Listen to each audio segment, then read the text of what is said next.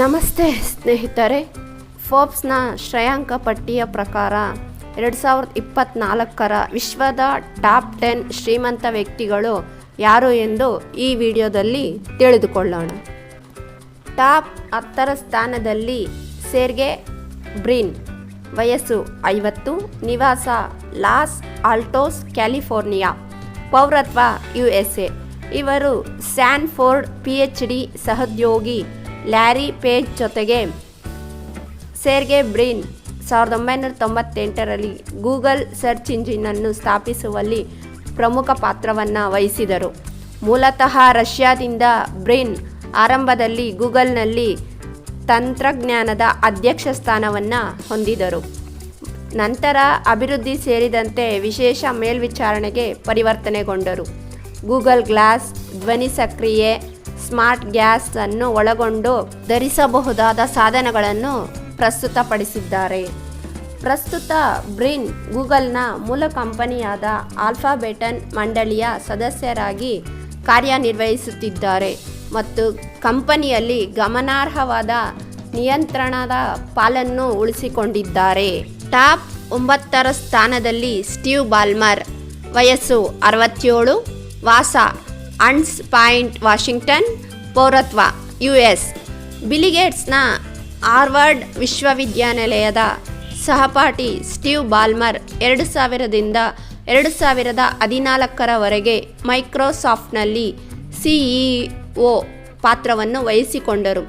1980ರಲ್ಲಿ ಅವರು ಕಂಪನಿಯ 30ನೇ ಉದ್ಯೋಗಿಯಾಗಿ ಸೇರಿಕೊಂಡಾಗ ಸ್ಟ್ಯಾನ್ಫೋರ್ಡ್ ವಿಶ್ವವಿದ್ಯಾನಿಲಯದಲ್ಲಿ MBAಯಿಂದ ಹೊರಗುಳಿದ ನಂತರ ಮೈಕ್ರೋಸಾಫ್ಟ್ನೊಂದಿಗೆ ಅವರ ಪ್ರಯಾಣವು ಪ್ರಾರಂಭವಾಯಿತು. ಬಾಲ್ಮರ್ ಮೈಕ್ರೋಸಾಫ್ಟ್ನಿಂದ ನಿವೃತ್ತರಾದ ಅದೇ ವರ್ಷದಲ್ಲಿ ಲಾಸ್ ಏಂಜಲೀಸ್ ಕ್ಲಿಪ್ಪರ್ಸ್ ಬ್ಯಾಸ್ಕೆಟ್ಬಾಲ್ ತಂಡವನ್ನು ದಿಗ್ಭ್ರಮೆಗೊಳಿಸುವ $2 ಬಿಲಿಯನ್ಗೆ ಸ್ವಾಧೀನಪಡಿಸಿಕೊಳ್ಳುವ ಮೂಲಕ ಮುಖ್ಯಾಂಶಗಳನ್ನು ಮಾಡಿದರು. ಈ ಸಮಯದಲ್ಲಿ NBA ತಂಡಕ್ಕೆ ಪಾವತಿಸಿದ ಅತ್ಯಧಿಕ ಬೆಲೆಗೆ ಹೊಸ ಮಾನದಂಡವನ್ನು ಸ್ಥಾಪಿಸಿದರು. ಟಾಪ್ 8ರ ಸ್ಥಾನದಲ್ಲಿ ಲ್ಯಾರಿ ಪೇಜ್, ವಯಸ್ಸು 50, ನಿವಾಸ ಪಾಲ್ ಆಲ್ಟೋ ಕ್ಯಾಲಿಫೋರ್ನಿಯಾ, ಪೌರತ್ವ US. ಲ್ಯಾರಿ ಪೇಜ್ ಮತ್ತು ಅವರ ಸಹವರ್ತಿ ಸ್ಟ್ಯಾನ್ಫೋರ್ಡ್ PhD ವಿದ್ಯಾರ್ಥಿ ಸೆರ್ಗೆ ಬ್ರಿನ್ 1998ರಲ್ಲಿ ಗೂಗಲನ್ನು ಸಹ ಸ್ಥಾಪಿಸಿದರು. ಆರಂಭದಲ್ಲಿ ಪೇಜ್ 2001ರವರೆಗೂ CEO ಸ್ಥಾನವನ್ನು ಹೊಂದಿದ್ದರು ಮತ್ತು ನಂತರ 2011ರಿಂದ 2015ರವರೆಗೆ ಪಾತ್ರವನ್ನು ಪುನರಾರಂಭಿಸಿದರು. ಪ್ರಸ್ತುತ ಅವರು ಗೂಗಲ್ ಮೂಲ ಕಂಪನಿಯಾದ ಆಲ್ಫಾಬೆಟ್ ಮಂಡಳಿಯ ಸದಸ್ಯರಾಗಿ ಸೇವೆ ಸಲ್ಲಿಸುತ್ತಿದ್ದಾರೆ ಮತ್ತು ಪ್ರಮುಖ ಷೇರುದಾರರಾಗಿ ಕಂಪನಿಯ ಮೇಲೆ ಗಮನಾರ್ಹ ನಿಯಂತ್ರಣವನ್ನು ಹೊಂದಿದ್ದಾರೆ. ಹೆಚ್ಚುವರಿಯಾಗಿ ಪ್ಲಾನೆಟರಿ ರಿಸೋರ್ಸ್ನಲ್ಲಿ ಸ್ಥಾಪಕ ಹೂಡಿಕೆದಾರರಾಗಿ ಪೇಜ್ ಪ್ರಮುಖ ಪಾತ್ರ ವಹಿಸಿದ್ದಾರೆ. ಕಂಪನಿಯ ಬಾಹ್ಯಾಕಾಶ ಪರಿಶೋಧನೆಯ ಮೇಲೆ ಕೇಂದ್ರೀಕರಿಸುತ್ತಾರೆ. ಟಾಪ್ 7ರ ಸ್ಥಾನದಲ್ಲಿ ಬಿಲಿಗೇಟ್ಸ್, ವಯಸ್ಸು 68, ವಾಸ ಮದೀನಾ ವಾಷಿಂಗ್ಟನ್, ಪೌರತ್ವ US. 1981ರಲ್ಲಿ ಫೋರ್ಬ್ಸ್ ಮೊದಲು ಬಿಲಿಗೇಟ್ಸ್ರವರನ್ನು ಬಿಲಿಯನರ್ ಎಂದು ಗುರುತಿಸಿತು. 1995ರಿಂದ 2017ರವರೆಗೆ ಅವರು 2008ರಲ್ಲಿ 2010ರಿಂದ 2013ರವರೆಗೆ ಸಂಕ್ಷಿಪ್ತ ವಿನಾಯಿತಿಗಳೊಂದಿಗೆ ವಿಶ್ವದ ಶ್ರೀಮಂತ ವ್ಯಕ್ತಿ ಎಂಬ ಶೀರ್ಷಿಕೆಯನ್ನು ಉಳಿಸಿಕೊಂಡರು. 2021ರಲ್ಲಿ ಬಿಲಿಗೇಟ್ಸ್ ಮತ್ತು ಮಲಿಂಡಾ ಫ್ರೆಂಚ್ ಬಿಲಿಗೇಟ್ಸ್ ತಮ್ಮ ವಿಚ್ಛೇದನವನ್ನು ಅಂತಿಮಗೊಳಿಸಿದರು. ಮಲಿಂಡಾ ಅವರು ಕನಿಷ್ಠ $6 ಬಿಲಿಯನ್ ಷೇರುಗಳನ್ನು ಪಡೆದರು. ವಸಾಹತು ಫೋರ್ಬ್ಸ್ನ ಅಂದಾಜಿನ ಪ್ರಕಾರ ಬಿಲಿಗೇಟ್ಸ್ ಅದೃಷ್ಟವು ಮೇ 1ರಿಂದ ಜೂನ್ 1, 2023ರವರೆಗೆ ಸರಿಸುಮಾರು $500 ಮಿಲಿಯನ್ ಸಾಧಾರಣ ಹೆಚ್ಚಳವನ್ನು ಅನುಭವಿಸಿತು. ಇದು 5ನೇ ಸ್ಥಾನವನ್ನು ಪಡೆಯಲು ಶ್ರೇಯಾಂಕದಲ್ಲಿ 1ರ ಸ್ಥಾನವನ್ನು ಏರಲು ಅವಕಾಶ ಮಾಡಿಕೊಟ್ಟಿತು. ಟಾಪ್ 6ರ ಸ್ಥಾನದಲ್ಲಿ ವಾರೆನ್ ಬಫೆಟೋ, ವಯಸ್ಸು 93, ನಿವಾಸ ಒಮಾಹಾ ನೆಬ್ರಾಸ್ಕಾ, ಪೌರತ್ವ US. ವಾರೆನ್ ಬಫೆಟೋ ಒರಾಕಲ್ ಆಫ್ ಒಮಾಹಾ ಎಂದು ವ್ಯಾಪಕವಾಗಿ ಗುರುತಿಸಲ್ಪಟ್ಟಿದ್ದಾರೆ.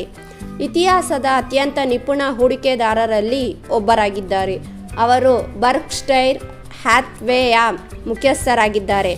ವಿಮಾ ಪೂರೈಕೆದಾರರಾದ ಗೈಕೋ, ಬ್ಯಾಟರಿ ತಯಾರಕ ಡ್ಯೂರಾಸೆಲ್ ಮತ್ತು ರೆಸ್ಟೋರೆಂಟ್ ಸರಪಳಿ ಡೈರಿ ಕ್ಲೀನ್ನಂತಹ ಹಲವಾರು ಕಂಪನಿಗಳನ್ನು ಒಳಗೊಂಡಿರುವ ವೈವಿಧ್ಯಮಯ ಬಂಡವಾಳವನ್ನು ಹೊಂದಿರುವ ಹೂಡಿಕೆ ಸಂಘಟಿತರಾಗಿದ್ದಾರೆ. 2010ರಲ್ಲಿ ಬಫೆಟೊ ಮತ್ತು ಬಿಲ್ಗೇಟ್ಸ್ ಮತ್ತು Melinda French Gates giving friends ಉಪಕ್ರಮವನ್ನು ಸ್ಥಾಪಿಸಿದರು.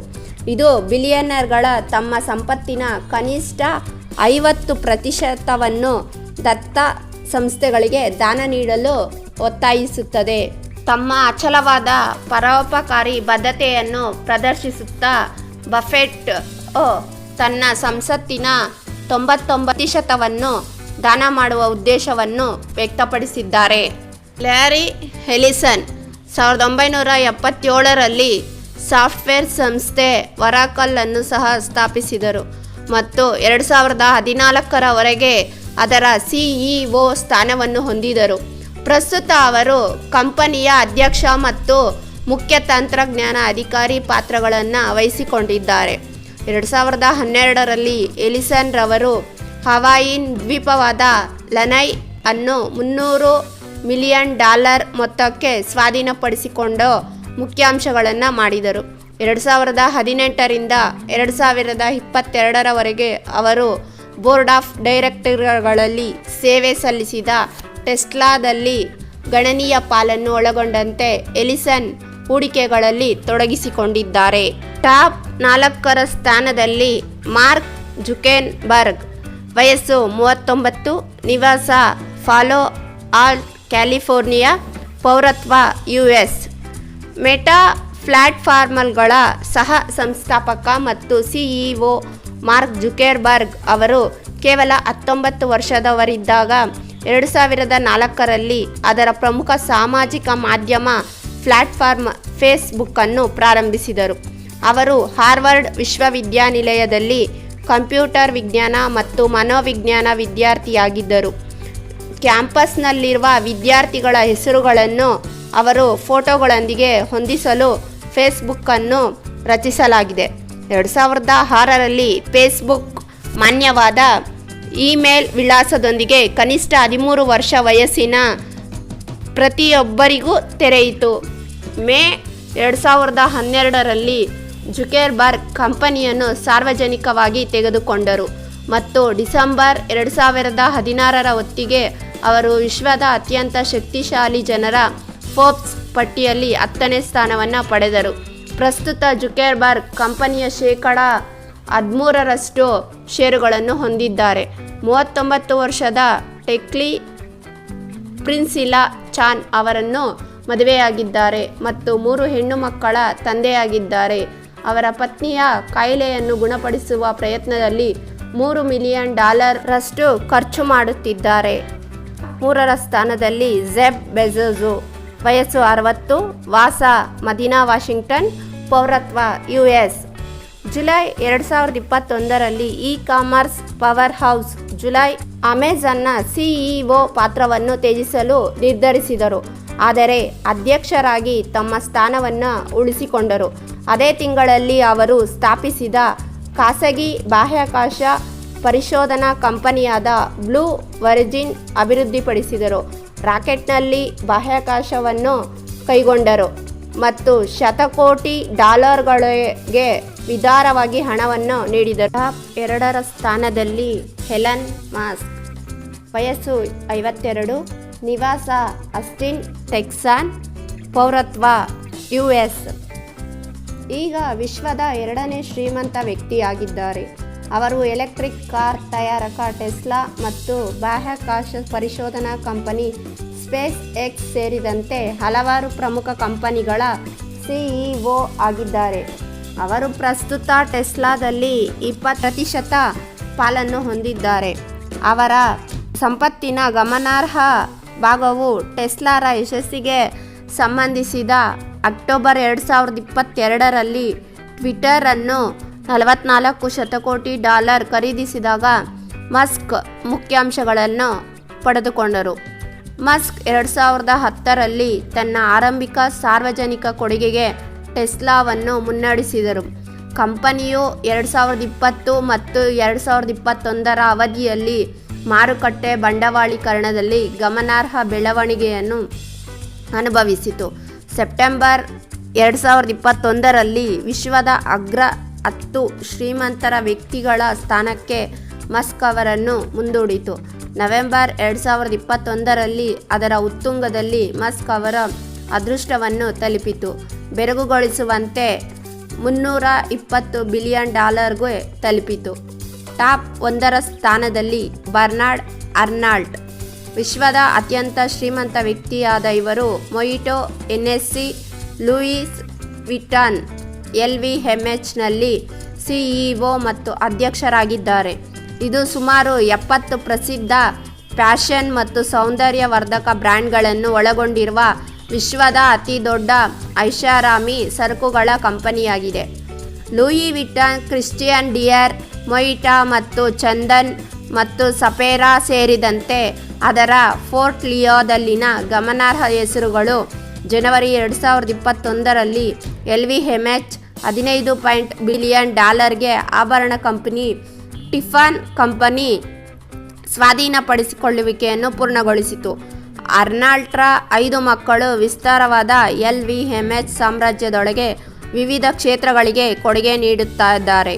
ಜನವರಿ 2023ರಲ್ಲಿ ಅವರ ಗುಂಪಿನ 2ನೇ ಅತಿದೊಡ್ಡ ಬ್ರ್ಯಾಂಡ್ ಡಿಯರ್ ಅನ್ನು ಮುನ್ನಡೆಸಲು ತಮ್ಮ ಮಗಳು ಡೆಲ್ಫಿನ್ ಅವರನ್ನು ನೇಮಿಸಿದರು.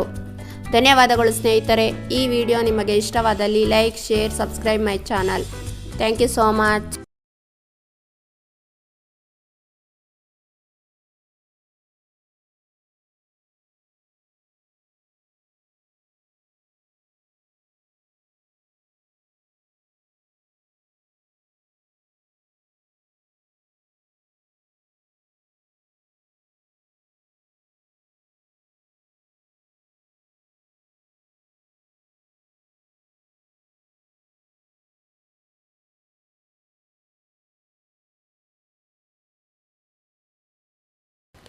ತಮ್ಮ ಮಗಳು ಡೆಲ್ಫಿನ್ ಅವರನ್ನು ನೇಮಿಸಿದರು. ಧನ್ಯವಾದಗಳು ಸ್ನೇಹಿತರೆ. ಈ ವಿಡಿಯೋ ನಿಮಗೆ ಇಷ್ಟವಾದಲ್ಲಿ like, share and subscribe my channel. Thank you so much.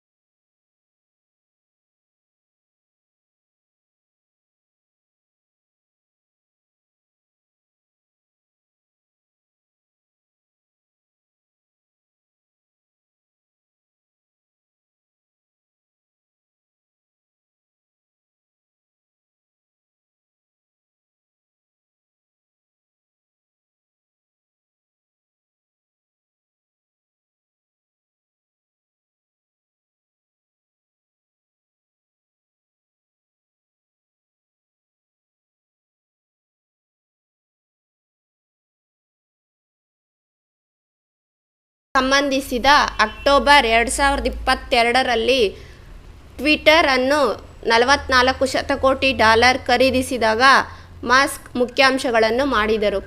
Musk 2010ರಲ್ಲಿ ತನ್ನ ಆರಂಭಿಕ ಸಾಮಾಜಿಕ ಕೊಡುಗೆಗೆ ಟೆಸ್ಲಾವನ್ನು ಮುನ್ನಡೆಸಿದರು.